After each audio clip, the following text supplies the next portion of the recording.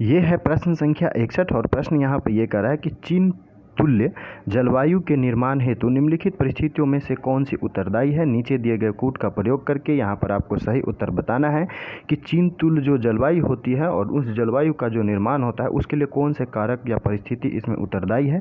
पहला कथन ये कर रहा है कि ग्रीष्म ऋतु में यानी कि गर्मी के मौसम में एशिया के महाद्वीपीय आंतरिक क्षेत्र में जो है तीक्ष्ण गर्मी और तीक्ष्ण गर्मी होती है एशिया के महाद्वीपीय क्षेत्र में, इससे जो है निम्न दाब क्षेत्र उत्पन्न होता है और इस प्रकार जो है चीन तुल्य जलवायु के निर्माण को बढ़ावा मिलता है। चीन तुल्य जलवायु को जो है आर्द्र उपोष्ण जलवायु भी जो है इसे कहा जाता है। ये आपको ध्यान रखनी है कि इसे आर्द्र उपोष्ण जलवायु भी कहा जाता है। और एशिया महाद्वीप की बृहत भूसतही और इसके आंतरिक पर्वतीय भाग के कारण जो है ग्रीष्म ऋतु और शीत ऋतु के मध्य दाब में जो है व्यापक परिवर्तन ये चीन की जलवायु को निर्मित करता है।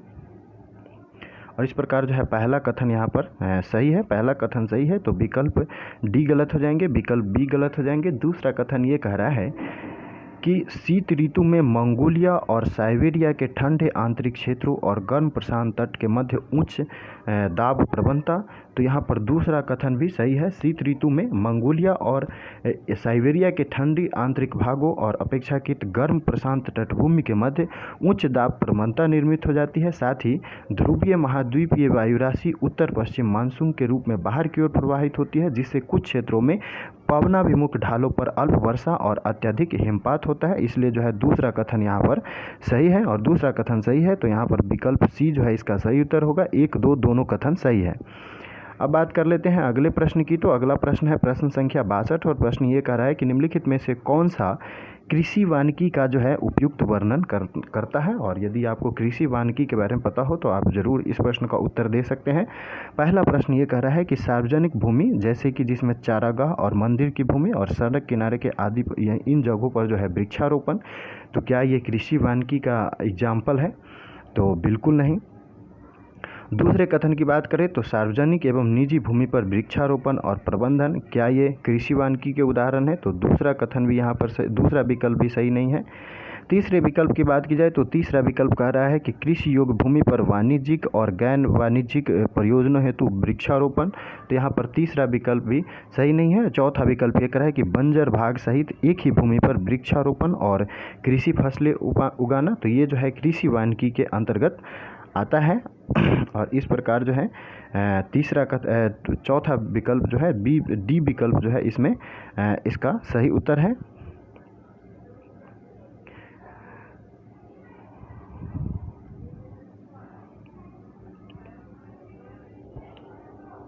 सार्वजनिक भूमि जैसे चारागाह और मंदिर को भूमि, सड़क के किनारे आदि का जो है वृक्षारोपण, ये सामाजिक भूमि का जो है सामाजिक वानिकी का जो है एक प्रकार का एग्जाम्पल है, इसलिए पहला विकल्प गलत हो गया। दूसरा विकल्प ये कह रहा है कि सार्वजनिक एवं निजी भूमि का वृक्षारोपण और प्रबंधन, ये शहरी वानिकी का जो है एग्जाम्पल है, इसलिए दूसरा विकल्प गलत हो गया। तीसरा विकल्प ये कह रहा है कि कृषि योग्य भूमि पर वाणिज्यिक और गैर वाणिज्यिक परियोजना हेतु वृक्षारोपण, जो कि फार्म वानिकी का एक एग्जाम्पल है, और इस प्रकार जो है यहाँ पर तीसरा विकल्प भी गलत हो गया। विकल्प डी जो है यहाँ पर सही उत्तर है कि बंजर भाग सहित एक ही भूमि पर वृक्षारोपण और कृषि फसलें उगाना।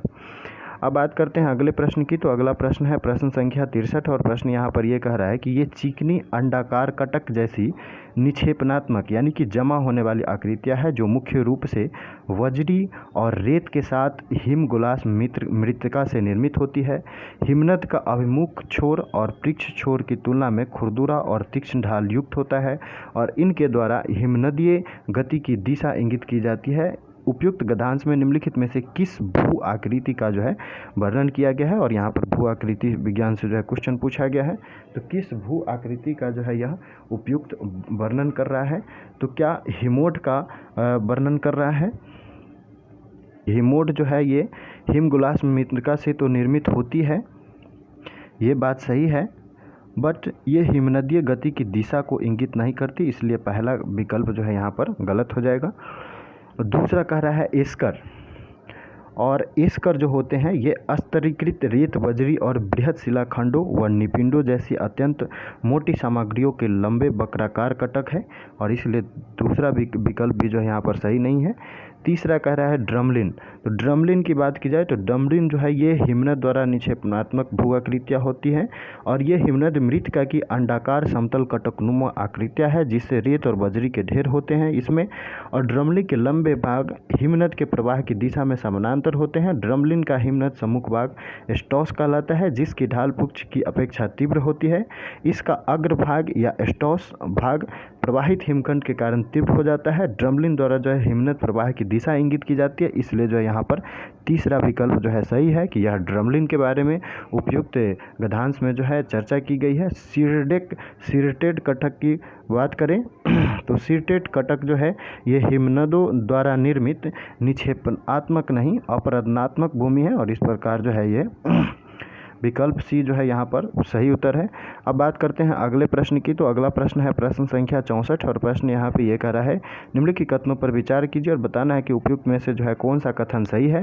पहला कथन ये कह रहा है कि पश्चिमी घाट तुलनात्मक रूप से पूर्वी घाट से ऊंचा है।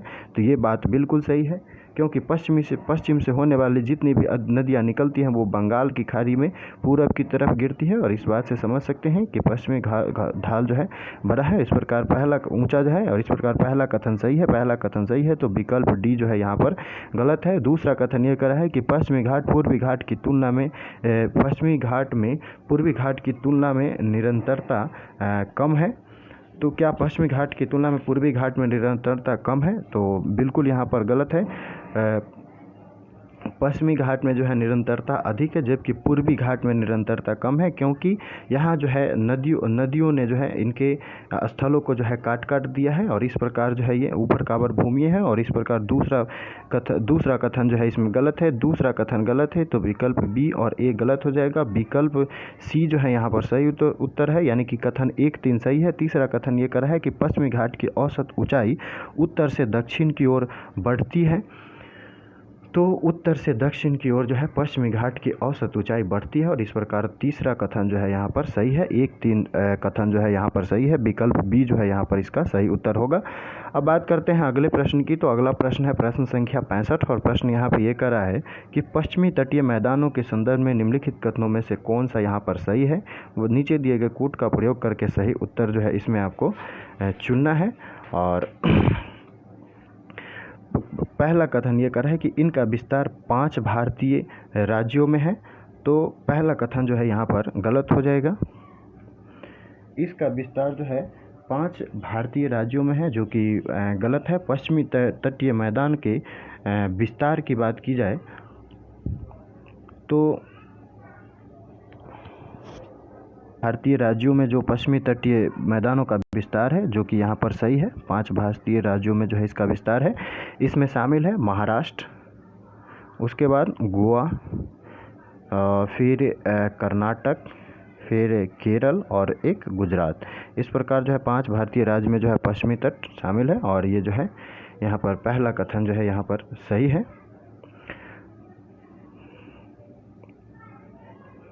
दूसरे कथन की बात की जाए तो ये मैदान मध्य में चौड़े हैं और उत्तर व दक्षिण की ओर संकीर्ण है। तो यहाँ पर दूसरा कथन जो है गलत है। तो यह जो है मध्य में चौड़े नहीं बल्कि संकीर्ण है, जबकि उत्तर व दक्षिण में संकीर्ण नहीं बल्कि चौड़े हैं और इसलिए जो है यहाँ पर दूसरा कथन गलत हो गया। दूसरा कथन गलत हो गया। और तीसरा कथन ये कर रहा है कि पश्चिमी तटीय मैदान के मालाबार विस्तार में कयाल नामक पशजल पाए जाते हैं। तो यहाँ पर तीसरा कथन जो है सही है। 1, 3 जो है यहाँ पर सही उत्तर होगा। विकल्प बी जो है इसका सही उत्तर है। मालाबार तट की विशेष स्थलाकृति कयाल जिसे पशजल के नाम से जानते हैं, जिसका मछली पकड़ने, अंतःस्थलीय नौकायान आदि के लिए जो है इसका प्रयोग किया जाता है और साथ ही जो है यह पर्यटकों के लिए एक आकर्षण का केंद्र भी होता है। इसे आप ध्यान रख सकते हैं। अब बात कर लेते हैं अगले प्रश्न की। तो अगला प्रश्न है प्रश्न संख्या 66 और प्रश्न यहाँ पे ये कह रहा है कि हाल ही में भारत को संयुक्त राष्ट्र सुरक्षा परिषद यानी यूनाइटेड नेशन सिक्योरिटी काउंसिल का अस्थायी सदस्य चुना गया। भारत के साथ साथ निम्नलिखित में से किन देशों को अस्थायी सदस्य के रूप में चुना गया है। नीचे दिए गए कूट का प्रयोग करके यहाँ पर सही जो है उत्तर चुनना है। और ये बात सही है कि हाल ही में भारी बहुमत से जो है यूएनईसी का जो है सदस्य चुना गया है 2 साल के लिए, और यह इनका भारत का जो कार्यकाल होगा वो 1 जनवरी 2021 से जो है यह शुरू हो गया है। भारत के साथ साथ जो है आयरलैंड, मैक्सिको और नॉर्वे भी जो है, आयरलैंड, मैक्सिको और नॉर्वे भी जो है इसमें सदस्य बने हैं। तो इस प्रकार जो है ये 3 देश भी जो है इसके अस्थायी सदस्य बने हैं। और इस प्रकार जो है यहाँ पर 1, 2, 4 इसका सही उत्तर होगा। कनाडा इसमें शामिल नहीं है, और इसी से जो है ये भी इसका आंसर निकल के आ जाता है। भारत ने जो है अभी 8वीं बार जो है कुल मिला के ये अस्थायी अध्यक्ष जो है इसका निर्वाचित हुआ है। सबसे पहले जो है 1950-51 में पहली बार, वहीं 67-68 में दूसरी बार, उसके बाद बात की जाए तो 72-73 में जो है तीसरी बार, उसके बाद बात की जाए तो 77-78 में चौथी बार, और 84-85 में 5वीं बार, उसके बाद बात की जाए तो 91-92 में 6ठी बार, 11-12 में 7वीं बार, और 21-22 में यहाँ 8वीं बार। और इस प्रकार जो है 8 बार जो है अस्थायी सदस्य निर्वाचित हुआ है। आपको पता होगा कि यूनाइटेड नेशन जो सिक्योरिटी काउंसिल है इसमें टोटल 15 सदस्य होते हैं, जिसमें 5 अस्थायी सदस्य होते हैं, परमानेंट सदस्य, जिसके पास जो है वीटो का अधिकार शामिल है। और इसमें जो है अमेरिका, ब्रिटेन, रसिया, चाइना और फ्रांस, ये 5 जो है देश है जो कि अस्थायी परमानेंट सदस्य है और इनके पास जो है वीटो का अधिकार होता है। उसके बाद 10 जो होते हैं वो अस्थायी सदस्य होते हैं, जो कि समय समय पर इसका जो है चुनाव किया जाता है। और इस प्रकार जो है इसी 10 अस्थायी सदस्य में भारत भी शामिल हुआ है। तो इस प्रकार जो है यहाँ पर विकल्प बी जो है सही उत्तर है। 1, 2, 4 कनाडा इसमें शामिल नहीं है। अब बात कर लेते हैं अगले प्रश्न की। तो अगला प्रश्न है प्रश्न संख्या 67, और प्रश्न यहाँ पर ये कह रहा है कि वार्षिक वर्षा की परिवर्तिता के आरोही क्रम में निम्नलिखित क्षेत्रों को व्यवस्थित कीजिए। नीचे दिए गए कूट का प्रयोग करके आपको जो है इसमें सही उत्तर बताना है।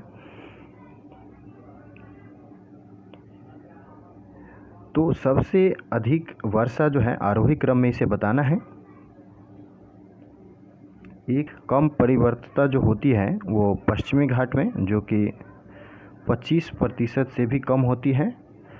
और यहाँ पर जो वर्षा होती है वो 100 सेंटीमीटर से अधिक होती है। और इस प्रकार जो है पहला विकल्प इसमें पहला जो होगा यहाँ पर, तीसरा विकल्प गलत होगा, डी विकल्प गलत होगा। दूसरे की बात की जाए तो दूसरा कह रहा है कि राजस्थान में, पश्चिमी राजस्थान में, तो यहाँ जो परिवर्तन होती है वो 50% से अधिक होती है। और इन क्षेत्रों में जो है 50 सेंटीमीटर से कम वर्षा होती है। और तीसरा जो गंगा के पश्चिमी मैदान की बात हो रही है, तो गंगा के पश्चिमी मैदान में जो है 25 से 50% के बीच परिवर्तन पाई जाती है। और 50 से जो है 100 सेंटीमीटर के मध्य यहाँ पर वर्षा होती है। इस प्रकार आप देख सकते हैं कि इसमें आरोही क्रम में चूँकि इसे सजाना है तो पहले 25% यानी कि 1, फिर यहाँ पर जो है 25 से 50% यानी कि 3, और फिर यहाँ पर पश्चिमी राजस्थान जो कि 50% 4। 1, 3, 2 जो है यहाँ पर सही उत्तर होगा, यानी कि पहले पश्चिमी घाट, फिर गंगा के पश्चिमी मैदान, और फिर अंत में जो है पश्चिमी राजस्थान। और इस प्रकार जो है यह अवरोही क्रम में सुव्यवस्थित है। विकल्प बी जो है यहाँ पर सही उत्तर होगा। अगले प्रश्न की बात करें तो अगला प्रश्न है प्रश्न संख्या 68, और प्रश्न यहाँ पे ये कह रहा है कि वंशधारा नदी के संदर्भ में निम्नलिखित कथनों पर विचार करना है और बताना है कि इसमें से जो है कौन सा कथन सही है। तो पहला कथन ये कह रहा है कि यह ऋषि कुल्या और गोदावरी के मध्य पूर्व की ओर बहने वाली नदी है। तो यहाँ पर जो है पहला कथन सही है। यह वंशधारा जो नदी है यह आंध्र प्रदेश और उड़ीसा के बीच जो है ये मतभेद है इस नदी के संदर्भ में, आंध्र प्रदेश और उड़ीसा के बीच में। तो वंशधारा नदी जो है उड़ीसा और आंध्र प्रदेश में ऋषि कुल्या और गोदावरी के मध्य पूर्व की ओर प्रवाहित होने वाली नदी है, और इस प्रकार पहला कथन सही है। दूसरा कथन ये कह रहा है कि यह नदी आंध्र प्रदेश और उड़ीसा से होकर गुजरती है, तो ये भी बात जो है सही है। दूसरा कथन भी यहाँ पर सही है। तीसरा कथन ये कह रहा है कि सिंचाई की आवश्यकता को पूर्ण करने हेतु इस पर वोडेपेलू वोडेपल्ली राजगोपाल राव परियोजना का निर्माण किया गया है। तो यहाँ पर तीसरा कथन भी जो है सही है कि सिंचाई की आवश्यकताओं को पूरा करने के लिए जो है वोडेपल्ली राजगोपाल राव परियोजना का जो है यहाँ पर निर्माण किया गया है। तो और ये जो बंसधारा नदी है इसका उद्गम स्थल उड़ीसा के कालाहांडी ज़िले में है, इसे आप ध्यान रख सकते हैं। और बहते बहते जो है अंत में ये आंध्र प्रदेश के कलिंगपट्टनम के नज़दीक जो है यह बंगाल की खाड़ी में गिर जाती है, इसे आप ध्यान रख सकते हैं। और 1, 2, 3 इसमें तीनों कथन जो है सही है। बात करें अगले प्रश्न की, तो अगला प्रश्न है प्रश्न संख्या 59 और प्रश्न यहाँ पे ये कर रहा है कि समुद्र अधस्थल विस्तार के संदर्भ में समुद्र अधस्थल विस्तार के सिद्धांत के संदर्भ में निम्नलिखित कथनों पर विचार कीजिए और बताना है कि इसमें से जो है कौन सा कथन सही है। पहला कथन ये कर रहा है कि महासागरीय कटकों के शिखर पर निरंतर विस्फोट से नई प्लेट सामग्री का निर्माण होता है। तो यह जो समुद्र अधस्थल विस्तार के सिद्धांत की बात करें तो यह जो सिद्धांत है यह 1961 में हेस द्वारा, भूवैज्ञानिक हेस द्वारा जो है इसे प्रस्तावित किया गया था। और इसमें जो है बात करें तो महासागरीय कटकों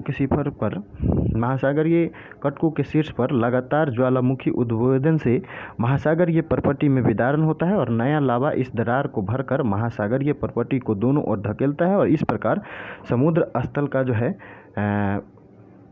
प्रसार होता है और नई प्लेट सामग्री का निर्माण होता है। यहाँ पर पहला कथन जो है सही है। दूसरे कथन की बात की जाए तो यह चट्टानों की आयु से सत्यापित होता है क्योंकि मध्य महासागर की तट के निकट की चट्टानें सर्वाधिक पुरानी है। तो यहाँ पर जो है दूसरा कथन गलत है और दूसरा कथन गलत है, तो विकल्प ए जो है यहाँ पर सही उत्तर होगा, केवल एक सही है। तो मध्य महासागरीय कटकों के शिखर के दोनों ओर जो है समान दूरी पर स्थित चट्टानें गठनों के समय रासायनिक संगठन और चुंबकीय गुणधर्मों की दृष्टि से उल्लेखनीय समानता दर्शाती है।